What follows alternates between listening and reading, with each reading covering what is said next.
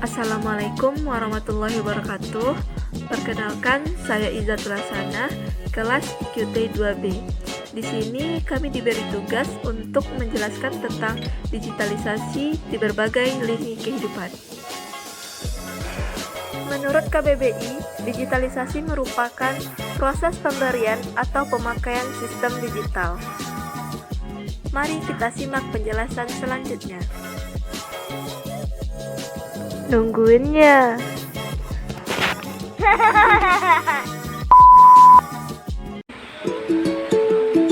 Baik, jadi di sini arti digitalisasi adalah proses pemberian atau pemakaian sistem digital. Dari sini dapat kita simpulkan bahwa digitalisasi memang sangat dibutuhkan oleh kehidupan kita saat sekarang.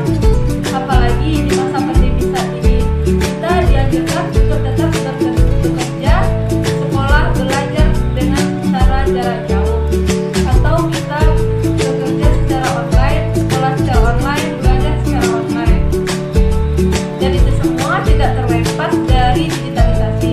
Kita sangat terbantu dengan adanya aplikasi-aplikasi yang mendukung kita untuk melakukan pekerjaan, belajar, sekolah dengan jarak jauh, yaitu dengan adanya aplikasi-aplikasi.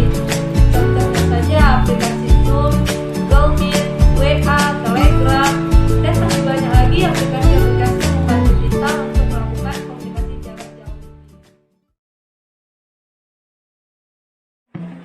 Selanjutnya kita akan membahas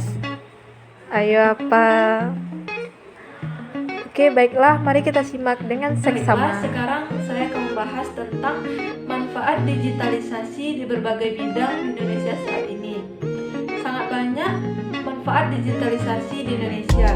Contohnya saja di bidang pendidikan, adanya digitalisasi sekolah.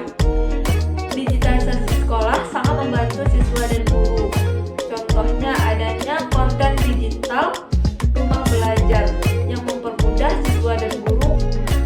Karena adanya aplikasi rumah belajar ini, siswa dan guru sangat dipermudah karena ada beberapa fitur yang disediakan oleh rumah belajar ini, yaitu seperti buku belajar elektronik, laboratorium maya, dan bank-bank soal yang tersedia di dalam rumah belajar tersebut.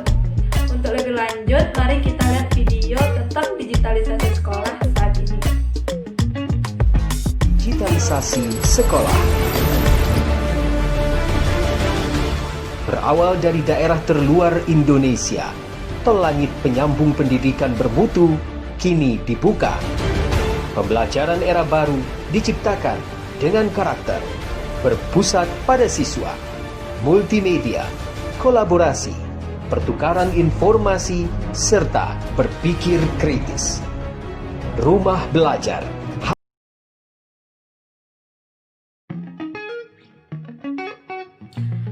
Setelah kita melihat video tentang digitalisasi sekolah, selanjutnya kita akan membahas tentang adanya digitalisasi di bidang pertanian, yaitu sangat banyak sekali manfaat digitalisasi di bidang pertanian ini.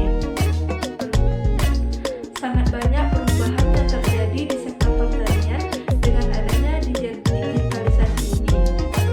Digitalisasi pertanian merupakan salah satu kunci yang melakukan lompatan untuk melakukan proses peningkatan pada sektor pertanian saat ini. Sebelum adanya digitalisasi pertanian ini, semua transaksi tidak berjalan dengan efektif. Contohnya saja transaksi produksi dan distribusi. Bahkan program penyuluhan, subsidi, dan lain-lain tidak pernah berjalan secara efektif karena adanya data yang tidak akurat, tidak update, dan tidak terintegrasi. Namun setelah adanya digitalisasi pertanian ini yang bernama logistik tani, dapat membuat semua transaksi produksi dan distribusi tani berjalan dengan efisien dan cerdas, sehingga semua sektor pertanian mengalami peningkatan dan berdaya saing. Mari kita lihat video tentang digitalisasi pertanian berikut. digitalisasi pertanian terdiri dari database tunggal petani dan lahan, platform untuk pertukaran data, otomasi proses, pasar digital, serta dashboard untuk memastikan keakuratan data yang bisa dijadikan rujukan bagi semua pemangku kepentingan.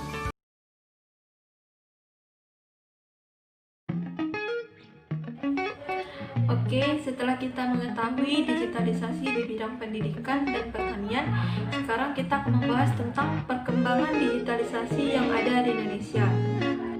Perkembangan digitalisasi di Indonesia sangatlah pesat karena para pengembangnya tidak henti-hentinya melakukan inovasi di bagian berbasis teknologi informasi ini.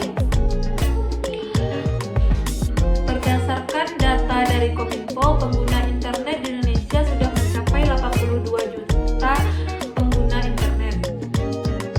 Dan di Indonesia itu termasuk peringkat ke-8 di dunia yang jumlah paling banyak yang menggunakan internet.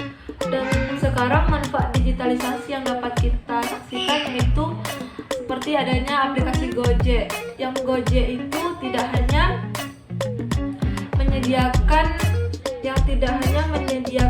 melayani transportasi saja, melainkan ada jasa antar makanan seperti GoFood, antar barang, GoSend, dan banyak lagi yang lainnya, dan itu pun melakukan pembayarannya secara aplikasi saja. Dimana kalian bukan aplikasi Gojek tersebut.